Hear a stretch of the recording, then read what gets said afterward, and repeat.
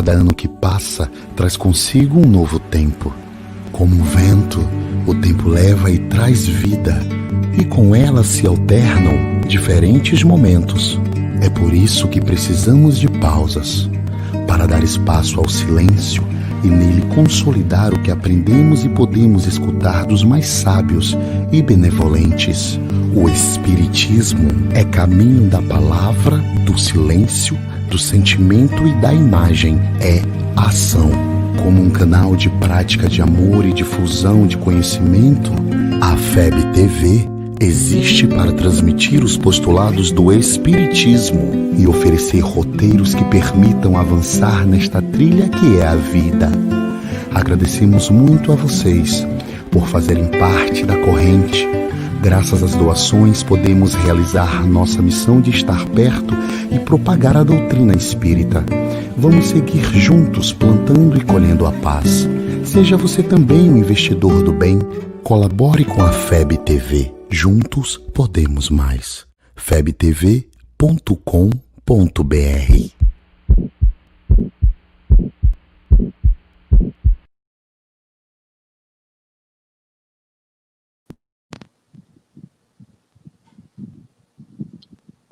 Quando a indesejada das gentes chegar, talvez eu tenha medo, talvez eu sorria ou diga: alô, iniludível, o meu dia foi bom, pode a noite descer, a noite com seus sortilégios, e encontrará, lavrado o campo, a mesa posta, com cada coisa em seu lugar. Os versos dessa consoada são de Manuel Bandeira, um recifense, um poeta recifense famoso, que conviveu com a possibilidade da morte desde muito cedo. Porque Manuel Bandeira, desde muito cedo, contraiu uma tuberculose e, naquele momento, não existiam cura, né? Não existiam tratamentos adequados, curativos para a tuberculose.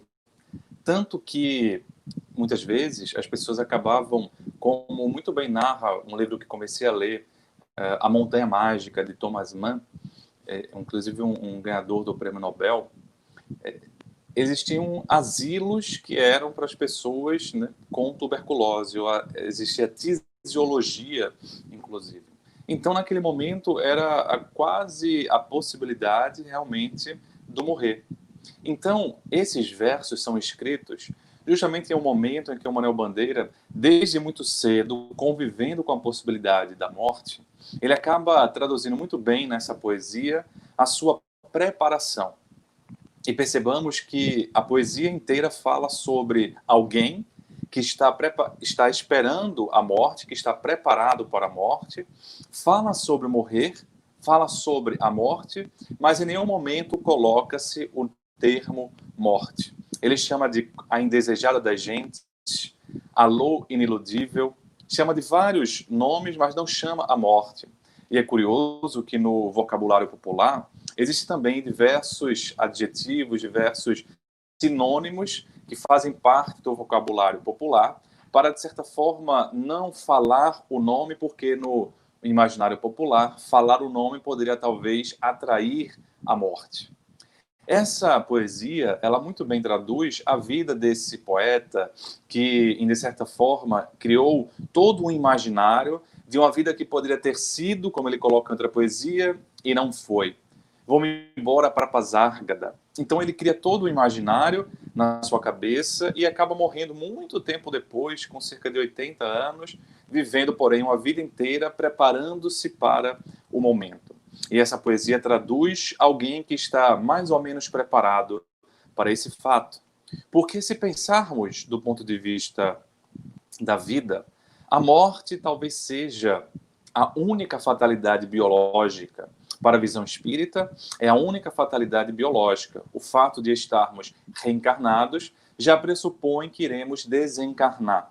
O fato de estarmos vivos já pressupõe que iremos morrer. No entanto, no linguajar espírita, a morte é substituída pelo termo desencarnação, Porque na nossa visão reencarnatória ou reencarnacionista, a vida do espírito é a vida imortal. Ele é criado, tem um ponto, portanto, e a partir desse ponto ele tem uma imortalidade. E vive várias existências, quer ligado a um corpo reencarnado, quer desligado do corpo na erraticidade, como se fala na visão espírita. Então, a palavra vida, na visão espiritista, seria o conjunto desses momentos vinculados ao corpo e desvinculados ao corpo biológico. No entanto, na visão espiritista, muito bem casada, muito bem alinhada com a visão de uma epístola de Paulo, nós também temos um outro corpo, nós enquanto seres espirituais, temos um outro corpo que na fala da epístola de Paulo seria um corpo incorruptível, ou seja, um corpo que não se corrompe com a morte, ou seja, um corpo que não morre, um corpo que acompanha a nossa trajetória no mundo espiritual. Esse corpo, como muito bem coloca Allan Kardec e Leon Denis, um livro que já vou apresentar, esse corpo seria o perispírito, porque peri de periferia, que estaria vinculado ao espírito e vinculado, portanto, a nós e nos acompanharia em até determinado momento. E aí chega-se um ponto que a gente não tem total ciência se esse corpo ele nos acompanha para toda a imortalidade ou se ele vai ficando cada vez mais sutil, que ele vai mudando e acaba não sendo mais o perispírito que nós conhecemos. É tema para um debate mais aprofundado, num estudo espiritista, que não é o objetivo de hoje. Mas o fato é que quando estamos vinculados ao corpo, estamos, portanto, vivos ou encarnados, nós nos vinculamos por meio do perispírito, na visão espírita, e fazemos essa vinculação através do fluido vital. O fluido vital, que cada um reencarna com uma quantidade específica para poder ter maior ou menor vitalidade e maior ou menor tempo vinculado ao corpo. É como se fosse, digamos assim, o óleo que possibilita a mecânica da vida, a engrenagem da vida se movimentar. Falamos isso na nossa live da semana passada, quando discorremos um pouco sobre o suicídio, e porque a morte pelo suicídio acaba trazendo algumas consequências traumáticas para o ser que sobrevive, justamente porque ele se vai no momento anterior. E aí Ivone de Amaral Pereira traz como se o espírito suicida, ou seja, aquele que perde a vida pelo suicídio, ele acaba sendo um clandestino no mundo espiritual, porque ele foi antes do tempo.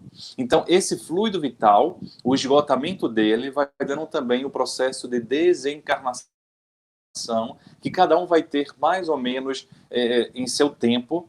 E é muito curioso a gente observar essa característica de um certo planejamento reencarnatório que vai nos dizer por que alguns vão cedo demais, porque outros demoram bastante tempo, e eu, vivendo com a medicina já há algum tempo, pude ver essas situações. Recordo-me de uma senhora que estava num estado vegetativo persistente, né? Esse estado vegetativo persistente, ela acaba não tendo muito contato, ela acaba meio que... E aí fala-se um popular que acaba sendo um pouco pejorativo, mas é vegetando. Mas esse vegetando vem desse termo, estado vegetativo persistente. E era curioso que ela estava nesse estágio já fazia anos. E outros pacientes que estavam internados acabavam desencarnando ou recebiam alta e ela ficava lá. Já fazia pelo menos, quando eu estava no momento fazendo a evolução, como a gente chama, era estudante de medicina, ela já fazia mais ou menos 2 anos. E acabou que, pela coincidência, eu fiquei lá para poder fazer toda a evolução médica, né, e passar para os staffs, para os preceptores.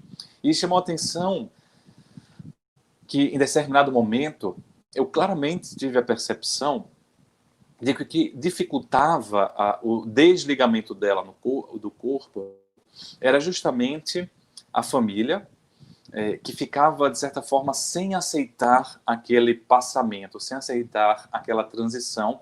E eu não sabia, mas depois eu vim descobrir, né, eu tive essa percepção quando estava lá evoluindo, e depois eu fui descobrir que existia, de fato, até coisas legais envolvidas que a família, de fato, não queria, por algumas questões legais de herança, que ela viesse a falecer, e realmente ela demorou um bocado de tempo.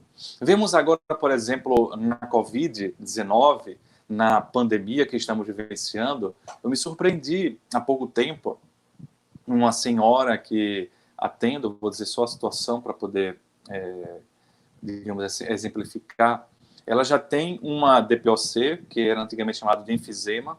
A DPOC é tão grave que ela vai ser atendida com um oxigênio, né? Ela precisa de um oxigênio contínuo, e ela adquiriu a Covid-19, né? Acometeu os pulmões, ela ficou internada, foi para a UTI, mas curiosamente não precisou ficar entubada, nem precisou fazer outros procedimentos mais invasivos, e recebeu alta e está muito bem. E ela é uma senhora, né, cerca de seus 70 e tantos anos, então, já pela idade, um grupo de risco, já pela questão pulmonar, um grupo de risco maior ainda, mas sobreviveu. Em contrapartida, a gente tem visto, inclusive pessoas próximas, como até falei recentemente, amigos, médicos, jovens, né, nem com seus 40 e tantos anos, sem outras doenças pulmonares, virem a adquirir a Covid-19 e desencarnar. Nós ainda não temos a resposta por que esse vírus, quando eu falo não temos a resposta do ponto de vista biológico, a gente não sabe exatamente por que esse vírus vem em algumas pessoas mais forte, mais letal, em outras pessoas de forma mais assintomática. A gente tem os fatores de risco, no entanto, isso não é garantia, porque a gente tem visto essa situação que eu acabei de narrar. Um jovem, sem muitas, que a gente chama assim, comorbidades, ou seja, sem muitas doenças, vir a desencarnar. E uma senhora com todas as perspectivas de realmente desencarnar pela Covid, sobrevivendo e nem precisando de uma intubação, ou seja, de uma ventilação mecânica. Com a visão espírita, nós temos um porquê espiritual. Embora não saibamos, com a visão científica, o porquê dessas diferenças, nós temos, com a visão espírita, um porquê que vislumbra essa questão mais energética da quantidade de fluido vital, mas que diz respeito a uma questão filosófica do porquê. Ou seja, que vislumbra a questão da lei de causa e efeito.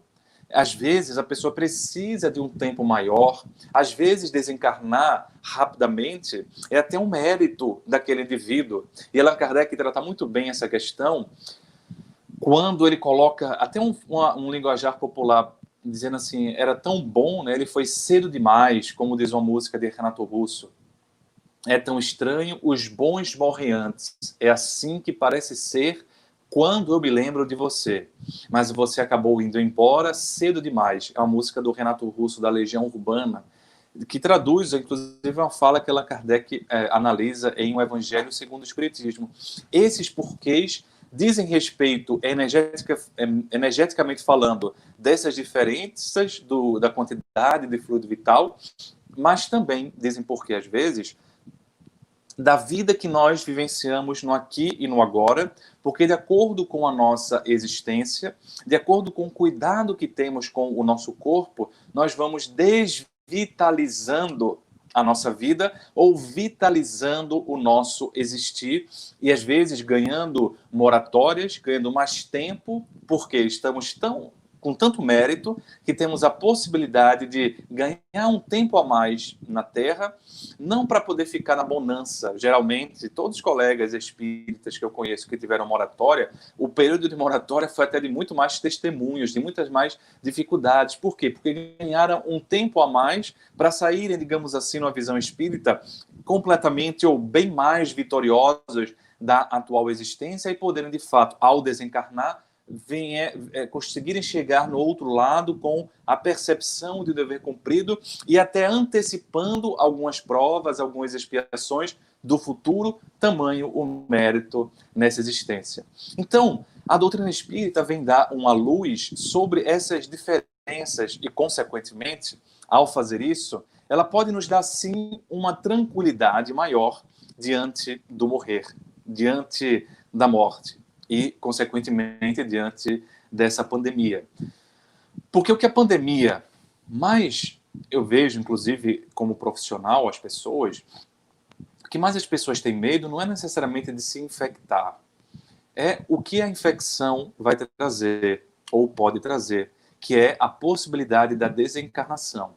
Esse é o medo do adoecimento, é o medo do sofrimento, mas além do sofrimento, é o medo da desencarnação, o medo da morte, digamos assim. Esse medo da morte fica visível nos quadros de ansiedade, por exemplo, o transtorno de pânico, em que na crise de pânico vem geralmente duas cognições, dois pensamentos diferentes. Ou eu vou enlouquecer, ou eu vou morrer. E esses dois pensamentos, na fala de Lopes e Bohr, um grande psiquiatra da antiguidade, simbolizam as duas mortes que nós tememos. O enlouquecimento, na fala antiga, seria a morte psíquica, na fala de Lopes e Bohr. E a morte física seria a morte propriamente dita. Então, fica muito visível numa crise de ansiedade, ou seja, num ataque de pânico, mas a gente vai percebendo em outras situações. Nesse sentido, tem muito a ver o que Allan Kardec traz em O Céu e o Inferno. Quando eu acho uma página muito bonita, é uma página curta, inclusive, termina um determinado capítulo em que ele vai dizer assim: por que os espíritas não temem a morte? E aí perceba que ele coloca a palavra temor.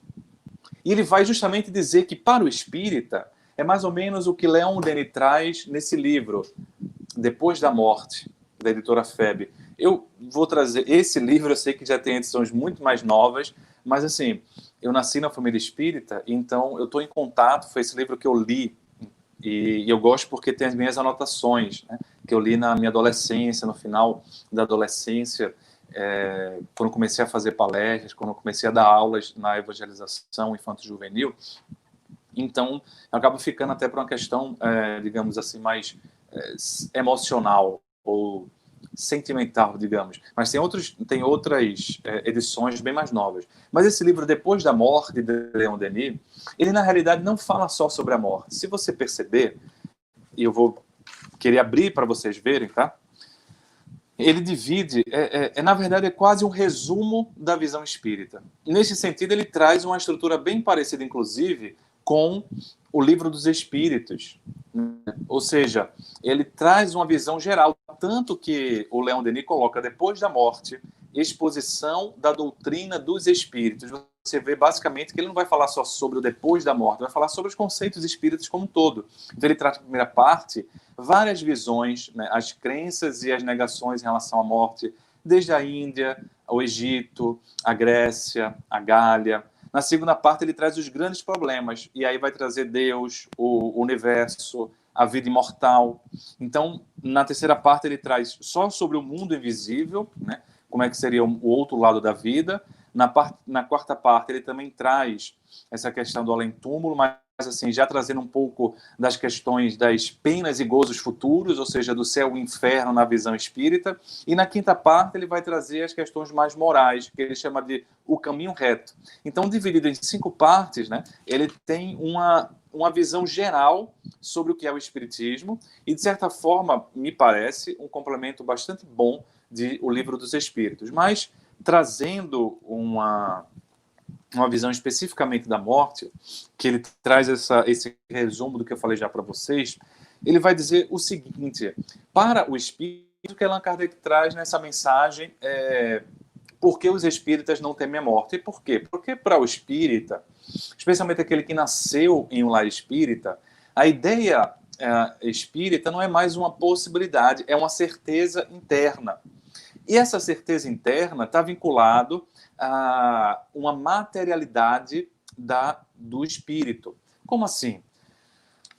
Eu trouxe em determinada live a visão estoica, que, como consequência ética, trazia algumas consequências parecidas com a visão espírita, de fazer o bem ao outro, de amar o outro, porque o outro é Deus, assim como eu sou Deus, na visão estoica. De fato, não sou filho de Deus, mas eu sou uma partícula de Deus. E a visão estoica traz o panteísmo. E foi a maneira que eles encontraram para poder, digamos assim, vencer o medo da morte. Porque um dos grandes problemas da filosofia ao longo da história foi tentar vencer o medo da morte. O grande medo que está por trás de todos os medos humanos, né? O medo do desconhecido e a morte sendo a grande desconhecida para a raça humana. Então, várias propostas aconteceram. E a visão estoica tenta trazer que, olha, a gente não morre. Nós continuamos como uma energia, como uma partícula, só que essa partícula vai se juntar num grande todo universal. Então, de certa forma, essa partícula que somos nós, perdemos a individualidade, ou essa partícula perde a individualidade. E ao perder a individualidade, não deixa de ser também um outro tipo de morte. É por isso que, para muitas pessoas, digamos assim, e Luc Ferry, um filósofo moderno, contemporâneo, francês, no seu livro Aprender a Viver, ele coloca, é por isso que talvez essa visão estoica conseguiu, digamos assim, agradar as consciências humanas, mas por um tempo. E a visão cristã, trazendo uma materialidade maior à alma, ela acabou ganhando muita força, porque trazia essa promessa de uma vida futura. Só que a visão espírita, que não deixa de ser uma visão cristã, porque Allan Kardec situa o espiritismo dentro de uma perspectiva cristã. Por quê? Porque lá no Livro dos Espíritos tem lá os benfeitores colocando que Jesus é o guia e o modelo. Olha, se Jesus é o guia e o modelo, vamos lá então se tratar de estudar o que esse guia e modelo falou e a vida dele, para tomarmos então como um exemplo, especialmente de moral e de ética. Então, nesse sentido, a visão espírita, ela vai trazer algo a mais sobre essa sobrevivência do ser, que é uma materialidade ou uma tangencialidade do espírito, e aí vem a questão do perispírito, aí vem a questão do fluido vital, aí vem a questão da sobrevivência do ser, que nós conseguimos, dentro da visão espírita, ter provas que, óbvio, sempre tem que se cuidar em relação de onde vêm essas provas, porque às vezes acontecem os embustes, às vezes acontecem as mistificações, etc. Mas existe a mediunidade, e a mediunidade acaba sendo uma das questões que deixam uma materialidade para essa questão da sobrevivência. Então é por isso que Leon Denis e Allan Kardec, eles vão dizer que para a visão espírita, a alma é o princípio da vida, a causa da sensação, é a força invisível, indissolúvel, que rege o nosso organismo e mantém o acordo entre todas as partes do nosso ser. Para a doutrina espírita, portanto, algo sobrevive. E essa sobrevivência do ser, ela vai ser tratada muito bem por outro livro de Leon Denis, em O Além e a Sobrevivência do Ser. Também tem outras, também da FEB, mas tem outras edições mais modernas. Só que esse livro, na verdade, é quase um escrito que não tem divisões de capítulos, né? E o Leon Denis, ele complementa um pouco esse Depois da Morte. Por quê? Porque ele vai justamente colocando assim a grande questão será que existe um princípio que persiste depois da morte do corpo? Haverá qualquer coisa da nossa consciência, da nossa personalidade moral, da nossa inteligência, do nosso eu, que subsista a decomposição do invólucro material, ou seja, da matéria? Então, e aí ele vai tentar trazer mais provas. E aí por isso que ele vai trazer um resumo de conclusões de diversos cientistas. Porque na época que Allan Kardec começa a codificar a doutrina espírita e começa, portanto, aqueles fenômenos das mesas girantes, não é só Kardec que se interessa, e não acontece apenas para Kardec, acontece em vários pontos do globo, e várias pessoas ligadas à ciência E pessoas ligadas à literatura, por exemplo, o Sir Arthur Conan Doyle, ele vai, que é autor dos livros Sherlock Holmes, ele vai estudar isso, né? Ele vai, inclusive, ter contato, né? Salvo engano, a esposa dele tinha mediunidade, e ele, então, tem contato com reuniões mediúnicas, o Arthur Conan Doyle, e ele vai escrever um livro, né? A história do moderno espiritualismo, em que ele, inclusive, ele até cita Allan Kardec, até colocaram uma época a história do espiritismo, mas não é bem do espiritismo, porque espiritismo é uma fala, é uma palavra criada por Allan Kardec, assim como espírita. Então, muitas vezes se tem aqui o moderno espiritualismo, tá? Que era aquele espiritualismo que estava começando a surgir a partir desses fenômenos e que vários estudiosos estudavam de forma diferente. Então, você tem o Emanuel Swedenborg, por exemplo, se você vai para Londres, nos dias de hoje, você tem uma quantidade grande de espiritualistas, e acho que até maior do que a quantidade de espíritas, especialmente se você pensar em termos de, não de brasileiros que moram lá, mas de britânicos, de ingleses. Você certamente tem mais espiritualistas. Você tem, inclusive, lojas, né? Me recordo de uma loja que conheci, que vendia basicamente obras de Emanuel Swedenborg, que foi um grande médium que é colocado na história do espiritismo como sendo um precursor. Então, nessa perspectiva, ele vai trazer o resumo de alguns estudiosos, alguns cientistas, e eu vou querer trazer de dois, que são dois grandes nomes, que são William Crookes e Alfred Russel Wallace. Por que são grandes nomes? Nada mais porque William Crookes, ele é descobridor dos raios catódicos. E o que é que esses raios catódicos eles possibilitaram?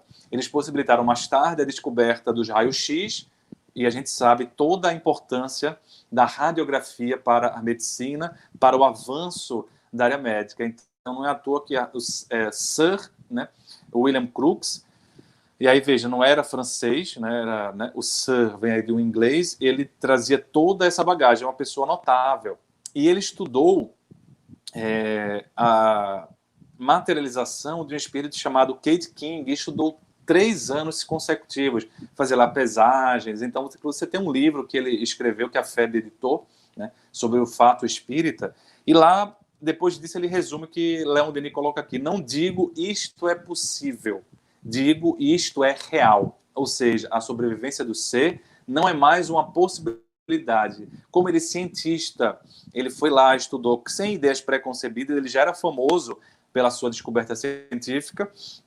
Ele vai lá e estuda a materialização de Kate King e desse espírito e coloca: não é mais possível, é real. E ele foi até, digamos assim, de certa forma, condenado, pediram para que ele se retratasse, e teve lá um congresso, como coloca Leon Denis, na Associação Britânica para Adiantamento das Ciências. Ele foi presidente dessa associação, então ele fala lá dos fenômenos e coloca assim: nada vejo que me deva retratar.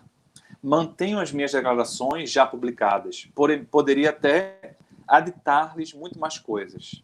E outra pessoa que eu queria citar nesse livro aqui de Leon Denis, que também tem livro publicado pela FEB, são livros mais clássicos que foram desse período, que tem uma função mais científica e vale muito pela sua questão histórica, se você quiser aprofundar. Então, o Alfred Russel Wallace, ele foi nada mais, nada menos do que um indivíduo que, juntamente, paralelamente a Charles Darwin, ele descobriu o evolucionismo, a teoria da evolução das espécies, e de forma paralela. E é muito curioso você ver isso. Você, muitas vezes, eu penso, como espírita, que essas, entre aspas, coincidências de estudos ao mesmo tempo, é porque chegou o momento da humanidade para ter aquele conhecimento, e a divindade, né, Deus, ele coloca mais de uma pessoa com essa função. Então não é incomum você encontrar, por exemplo, o que aconteceu agora, nesse momento que eu estou citando, Charles Darwin e Alfred Russel Wallace descobrindo teorias semelhantes, e aí o Wallace percebe que o Darwin estava mais adiantado e dá, digamos assim, todos os seus escritos, etc., e o Darwin fica mais conhecido, mas o Alfred Russel Wallace tinha lá também a sua contribuição. Quer ver outro exemplo? William James, chamado o pai da psicologia, ele estudou muito as emoções, e você também tem lá o Lang. William James estuda em um ano e o Lang em outro ano, e as informações não eram tão rápidas, então um foi de forma independente, e hoje se fala a teoria de James Lang das emoções, que é uma das primeiras teorias sobre as emoções. Então, o Wallace ele vai escrever justamente isso, o milagre e o moderno espiritualismo. Só para citar para vocês que a visão não era, digamos assim, não era uma visão global de que Allan Kardec era o codificador, né? Inclusive o Leon Denis, talvez por ser, né, francês, etc., ele viver ali na França, ele já coloca assim Allan Kardec como tendo essa posição, mas outros colocavam o moderno espiritualismo, e especialmente na Inglaterra. É curioso que na Inglaterra os espíritos que se comunicavam, eles não falavam muito da reencarnação naquele momento. E aí se tem toda uma explicação, inclusive do porquê, digamos assim, do ego. Porque a reencarnação, especialmente nesses momentos de tantas dificuldades, de preconceitos, né, de racismos, de tantas dificuldades que a gente vê atuais na nossa existência, na nossa Terra, a visão reencarnacionista é um grande golpe para essa visão de classe e de castas. Porque eu, com essa pele branca, né, que inclusive, se você for ver minha foto quando eu era pequena, era bem diferente, parecia um índio, era pele bem morena, o cabelo bem liso, parecia um índio. Mas foi mudando, foi fazendo uma metamorfose já nessa existência. Mas, em outra existência, certamente teve a pele negra, em outra existência, enfim, o espírito vai tendo diversas roupagens. Então, com a reencarnação, o preconceito ele cai na sua base, porque não tem sentido. Mas é curioso que os espíritos de lá, anglo-saxões, talvez até pelo preconceito arraigado, não conseguiam, né? E infelizmente você vê ainda hoje essa questão a questão, às vezes, entre a própria Europa, esse orgulho étnico, né? Esse orgulho de ser um superior ao outro ou superior ao mundo, infelizmente, a vaidade trazendo algumas dificuldades. Então, o Alfred Russel Wallace vai dizer assim: eu era materialista tão completo e experimentado que não podia, nesse tempo, achar lugar no meu pensamento para a concepção de uma existência espiritual. Os fatos, entretanto, são obstinados. Os fatos me convenceram. Ele acabou estudando também os fenômenos e acabou se transformando. E foi isso que aconteceu, para a gente poder avançar para a segunda parte, foi isso que aconteceu com a Elizabeth Kübler-Ross, a doutora Elizabeth Kübler-Ross. Ela, psiquiatra, ela começa a estudar o fenômeno do morrer. Porque naquela época não existia ainda o conceito da medicina paliativa. Falar com um doente que estava na terminalidade era até visto como algo ruim, porque os médicos e as pessoas em geral achavam que falar sobre o assunto poderia piorar o estado de ânimo e, consequentemente, até antecipar uma morte. Mas, por algum motivo, como ela narra nesse livro sobre a morte e o morrer, tá?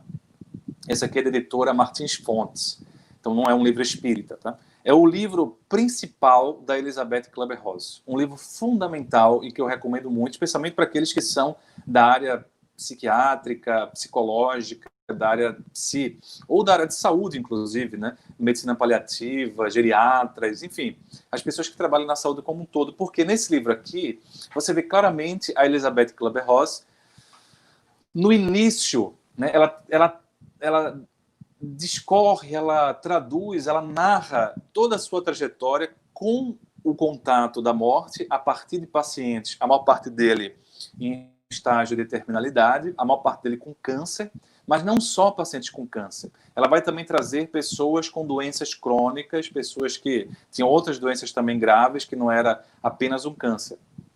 E ela vai narrar 5 estágios. Esses 5 estágios, ela narra sobre a questão do morrer. 5 estágios que as pessoas passariam, que nós passaríamos diante desse morrer. Mas aí, desde que ela começou a falar desses 5 estágios, esse conceito ele se ampliou não só para a questão da morte em si, consequentemente do morrer, mas ele se ampliou para toda a crise. especialmente a crise de saúde. Então, quando falamos de um adoecimento, essas fases que Elizabeth Kübler-Ross coloca, ela está muito bem visualizada também no psiquismo, na forma que a pessoa encontra para lidar com a dor, na forma que a pessoa encontra para lidar com esse adoecimento. E, em última análise, a gente poderia dizer também que está muito bem descrita em como nós, sociedade, lidamos com crises, por exemplo, de pandemia, como essa, em que o problema da morte e do morrer, ele se coloca mais visível. Então, ela vai dizer que a primeira fase, e aí eu vou ler com você alguns trechos, a primeira fase seria a fase da negação e do isolamento. Essa fase, ela tem duas características, tá? A negação, ou pelo menos a negação parcial, é usada por quase todos os pacientes, eu diria por quase todas as pessoas, diante de problemas, né? Essa negação ganha muitas características que Freud traz num seu livro chamado A Negação. E esse livro, A Negação, de Freud, ele narra basicamente esse processo que é um mecanismo de defesa. E esse mecanismo de defesa, ela vai dizer assim, olha, ou nos primeiros estágios da doença, ou seja, ou no início da doença, ou logo após a constatação, ou às vezes numa fase posterior, porque pode acontecer de a pessoa aparentemente estar aceitando a doença, mas lá para frente ela apresenta novamente uma negação para alguns aspectos. E às vezes a negação é colocada assim, olha, o problema que eu tenho é apenas esse joelho, quando na verdade ela está com metástase óssea e ela desloca, que não deixa de ser um tipo de negação, deslocamento já seria outro tipo de mecanismo de defesa, mas que na base está a negação. Então, a negação está na base de quase todos os mecanismos de defesa que nós desenvolvemos para lidar com a dor, para lidar com as crises, para lidar com o sofrimento. Então, ela coloca muito bem uma fala fácil, dizendo assim, ó, a negação funciona como um para-choque, depois de notícias inesperadas e chocantes, deixando que o paciente se recupere com o tempo, mobilizando outras medidas menos radicais.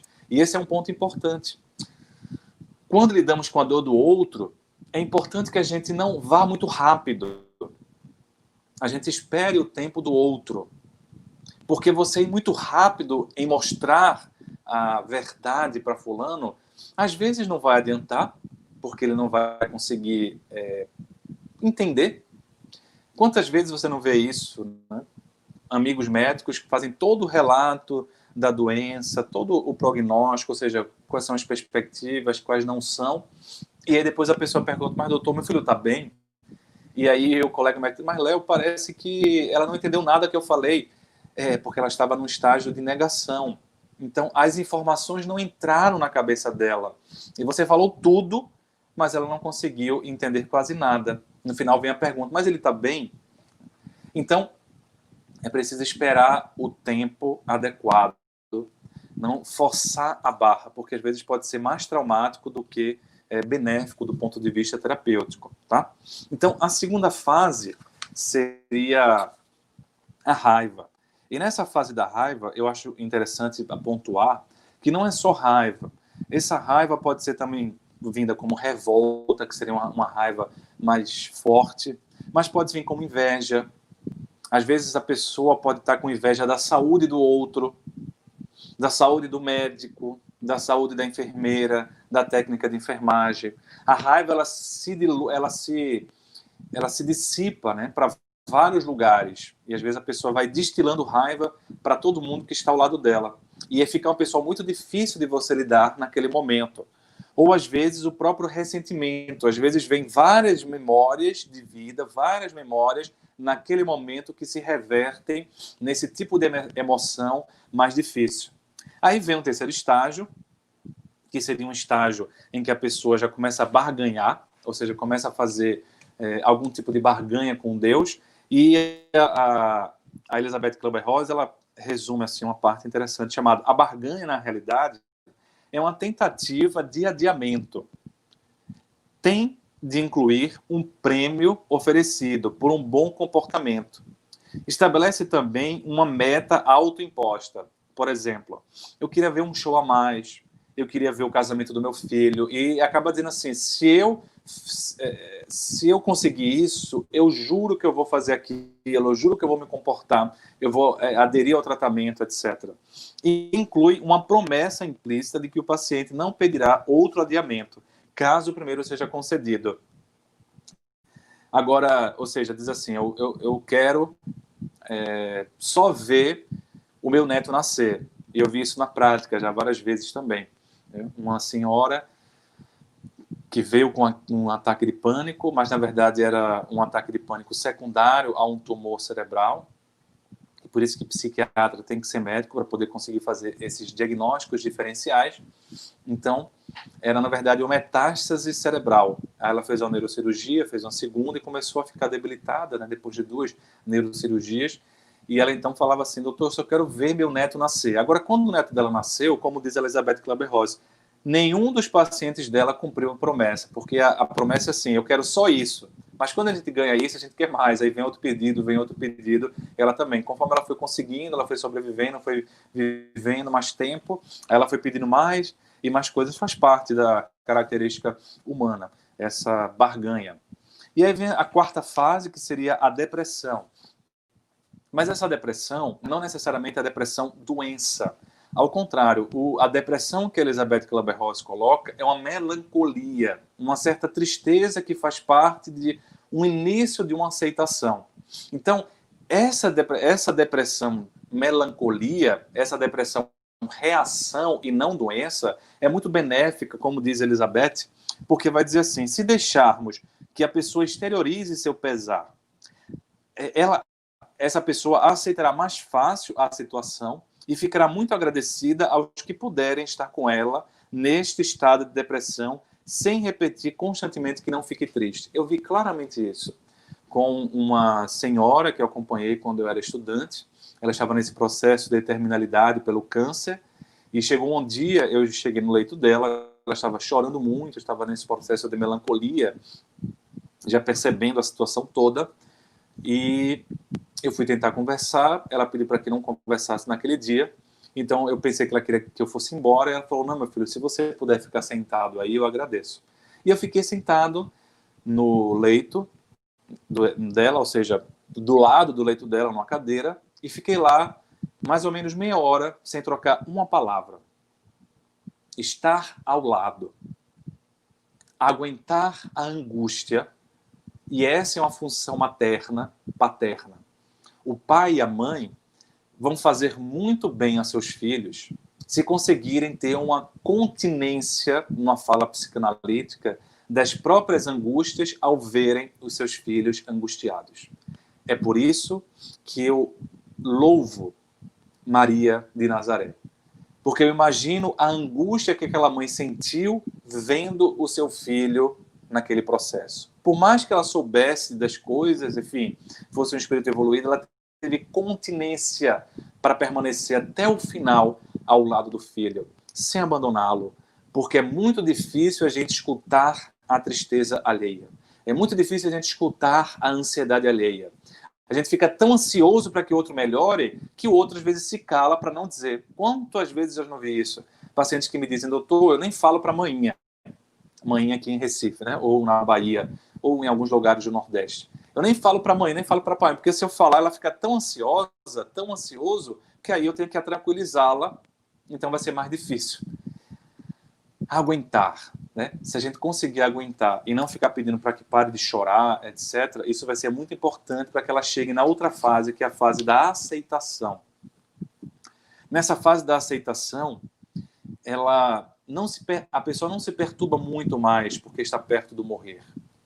E nessa fase da aceitação, é muito comum também as pessoas, os médicos, a equipe de saúde, às vezes, quase abandonar, porque vê assim, não tem mais jeito curativo, mas tem muito jeito de ajuda na paliação, que não significa ajudar a morrer, mas significa ajudar a viver bem e morrer bem, já que a morte é uma fatalidade biológica, já que todos iremos um dia. Por isso que Elizabeth vai dizer que essas 5 fases, negação, raiva, barganha, melancolia e aceitação, elas se misturam. E não se misturam apenas no paciente, mas também na família do paciente. E essa é uma dificuldade, porque às vezes o paciente já está aceitando, mas a família está na negação. Ou a família está aceitando e o paciente está na negação, a família não consegue ter paciência. Então, muitas vezes, a equipe de saúde, os amigos, os familiares e a pessoa que está passando pelo adoecimento, ela está em fases diferentes. Mas o que Elisabeth Kübler-Ross, ela faz muito interessante é dizer, em outro capítulo desse livro, que em todas as fases ela conseguiu vislumbrar mais ou menos um pouco de esperança. E essa esperança, que ela não coloca como sendo nas fases, mas sendo algo que é muito comum de ver em várias fases, ou seja, a pessoa pode estar negando, mas ter esperança de que vai ficar bom. Ela pode estar aceitando, mas ter esperança de que algo de bom vai acontecer. Nem que seja a cura que a medicina vai encontrar de última hora.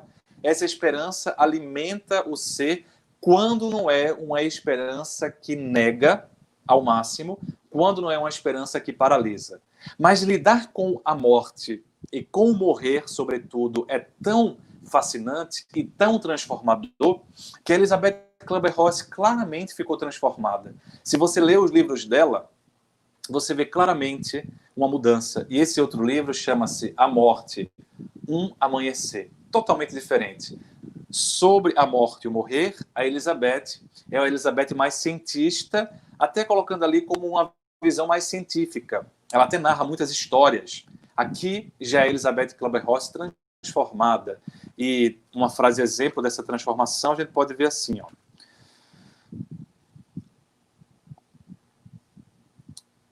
Ela vai dizer essa questão de que a morte é um amanhecer, né?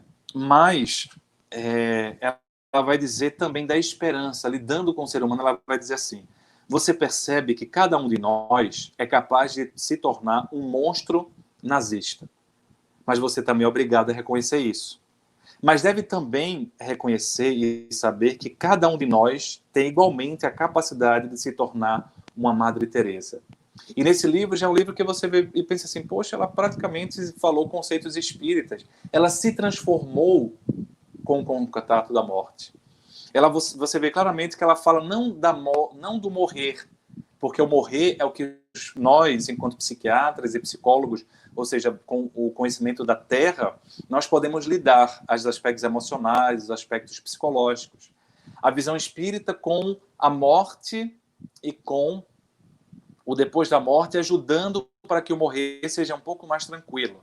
Mas aqui ela vai falar basicamente do depois da morte, quais são as visões dela e como isso pode transformar o ser humano. Eu falei hoje para minha amiga Sandra Borba e ela me falou assim, poxa, sabe que o Divaldo, ele teve contato, ele mandou livros espíritas em inglês para a Elizabeth e eu automaticamente perguntei para o Divaldo e falei assim, olha, eu estou lhe falando porque eu claramente percebi essa mudança de postura. Não é que ela ficou espírita, mas que ela teve contato com médios, teve contato com a morte, com o fenômeno, né, da morte.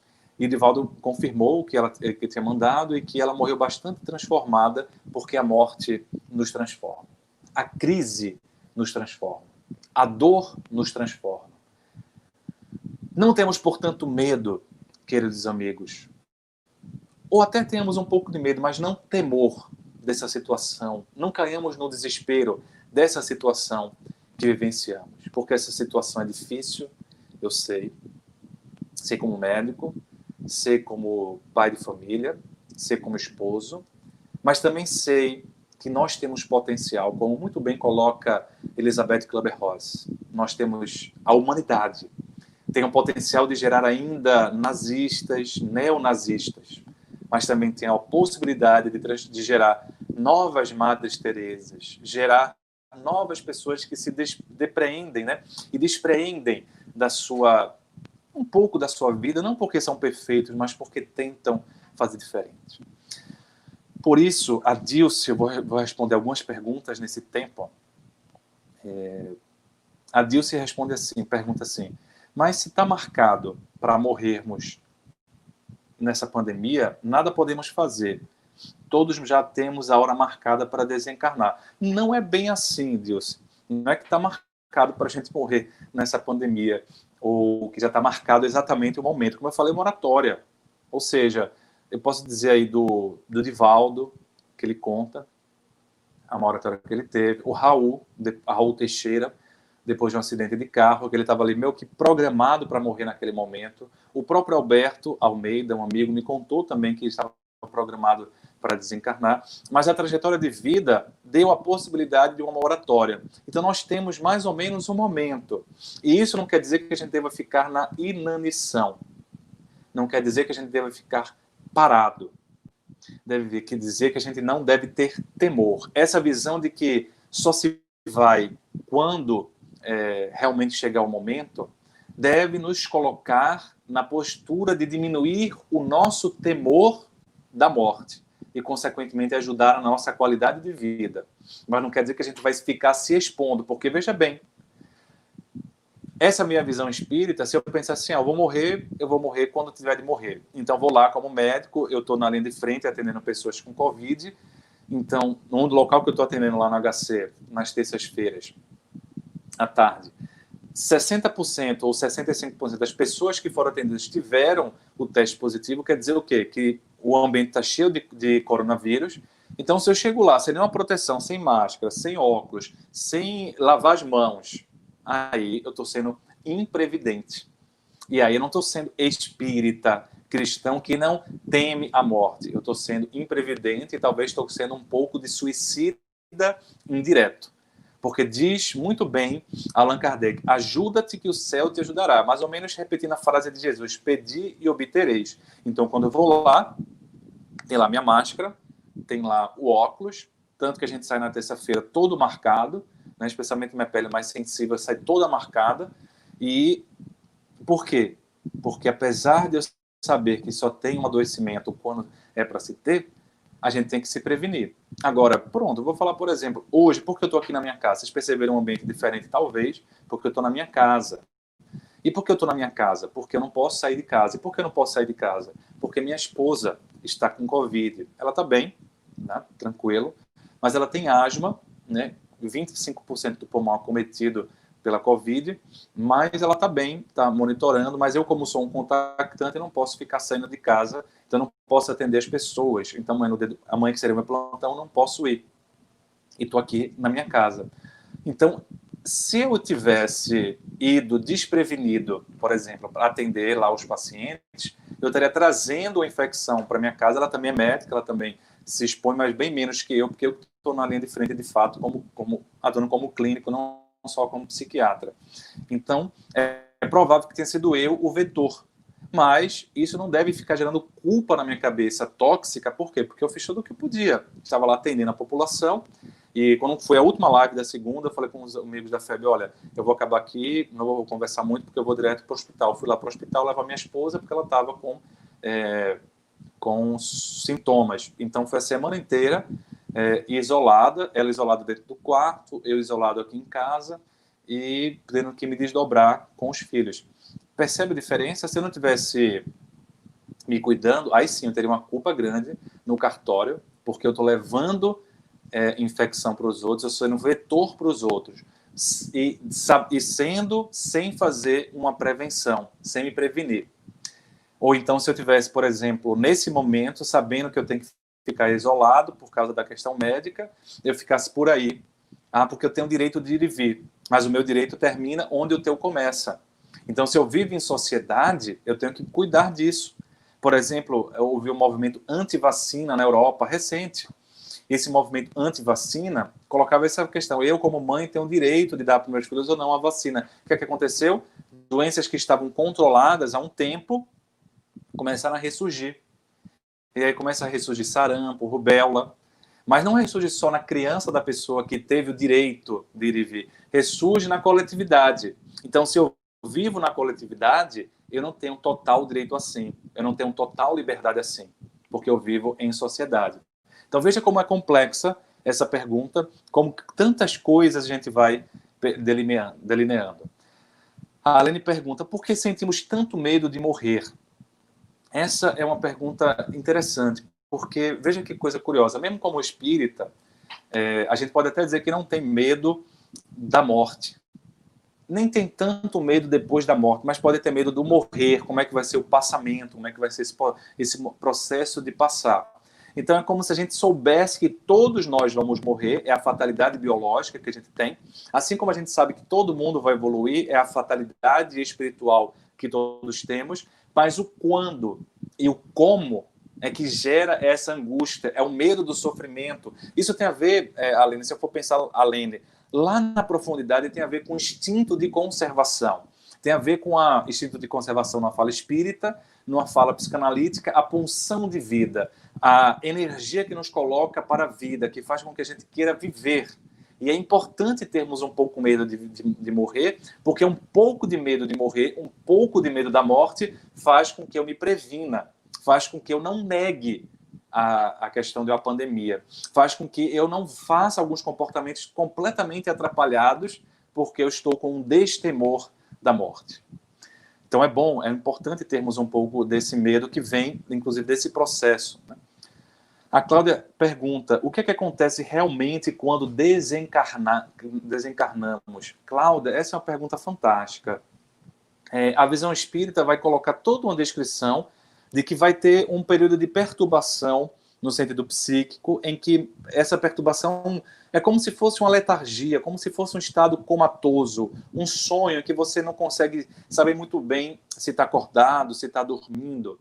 E nesse estágio de perturbação espiritual, ele vai ser mais longo ou mais rápido, conforme for o maior desprendimento do espírito em relação à sua matéria, consequentemente de acordo com a sua existência, mas também às vezes o processo da morte, como é que um processo da morte influencia aquele passamento. Às vezes, uma doença, né, como tem lá no Livro dos Espíritos, a pessoa vem com a doença cerebral grave, né, numa deficiência intelectual grave, por exemplo, e o corpo deixa já no estado de torpor, que quando ele desencarna, o processo de transição é maior.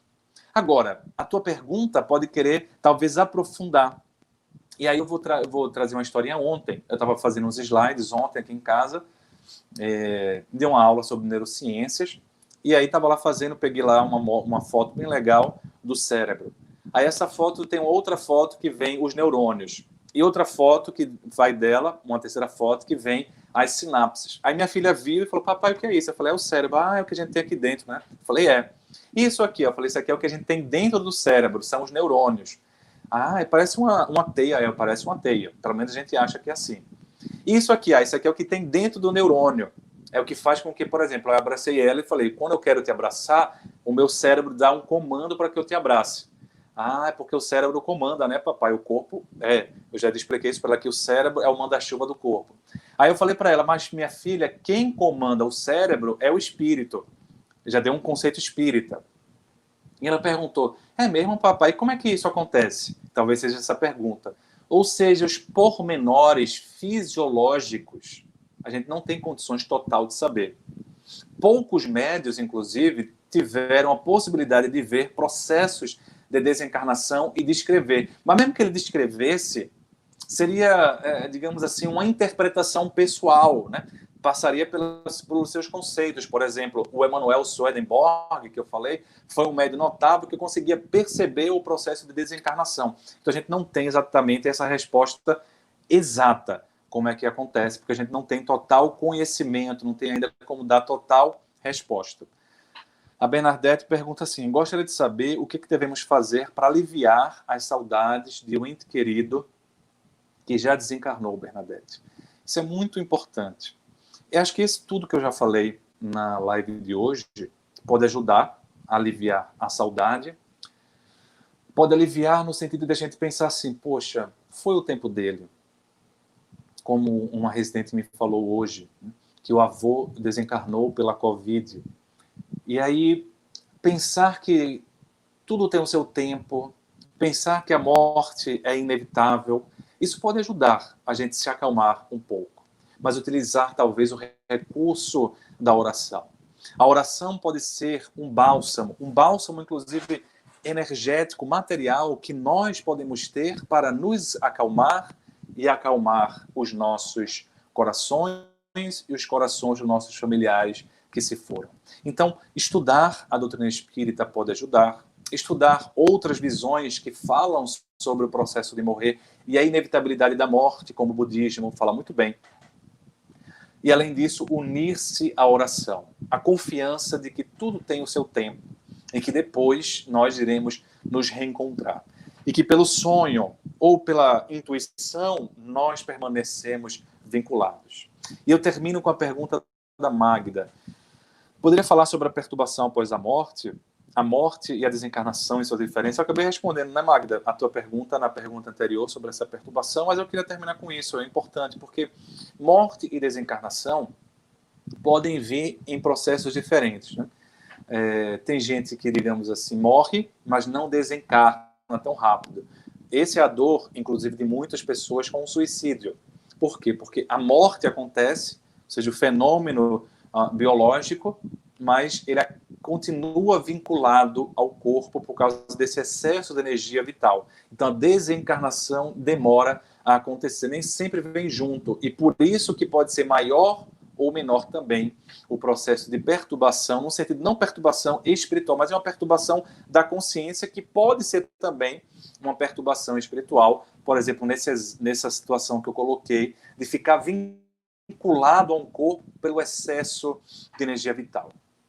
Mas, queridos amigos, nós queremos agradecer a Web Rádio Fraternidade, a Web Rádio Amigo Espiritual, a Rede Amigo Espírita, ao Espiritismo.net, ao Horto de Damasco, que é o canal que nós coordenamos. A Sandra Borba vai começar a fazer algumas vinculações conosco, lá no Instagram e no YouTube, vocês podem procurar, a FEB e a FEB TV. Geralmente são esses os canais que estão juntos conosco na segunda-feira, e nós queríamos, então, ampliar o convite para que segunda-feira que vem nós possamos continuar juntos. Ao longo da semana tem várias lives espíritas para a gente poder aumentando, Bernadette, o nosso conforto, aumentando o nosso consolo, lembrando dessas palavras para que a gente possa um dia ter essa tranquilidade maior diante desses processos que Manuel Bandeira, por exemplo, demonstrou. Quando a indesejada da gente chegar, não sei se dura ou coroável, talvez eu tenha medo, talvez eu sorria ou diga, alô, iniludível. O meu dia foi bom, pode, portanto, a noite descer, a noite com seus sortilégios, e encontrará, lavrado o campo, a mesa posta, e cada coisa em seu lugar, porque teremos mais confiança em Deus, sem negar a nossa dor, sem negar todo esse processo, mas ao contrário, abrindo-se a essa possibilidade de dor transformadora, como mudou Elizabeth Kübler-Ross, Sir William Crookes, Sir Alfred Russel Wallace, e muda tantas pessoas, porque faz a gente refletir sobre o que de fato é importante para a nossa vida. O problema da morte, diz Leon Denis, é o problema da vida. Vivamos melhor para podermos morrermos, desencarnarmos melhor. Um dia, bem para frente, quando Deus aprover, quando o nosso momento chegar. Até lá, amemos a vida, vivamos com alegria, nos protegendo, nos amando, fazendo um mundo diferente. Que assim seja, meus amigos. Até a próxima. Cada ano que passa traz consigo um novo tempo. Como um vento, o tempo leva e traz vida, e com ela se alternam diferentes momentos. É por isso que precisamos de pausas, para dar espaço ao silêncio e nele consolidar o que aprendemos e podemos escutar dos mais sábios e benevolentes. O Espiritismo é caminho da palavra, do silêncio, do sentimento e da imagem. É ação.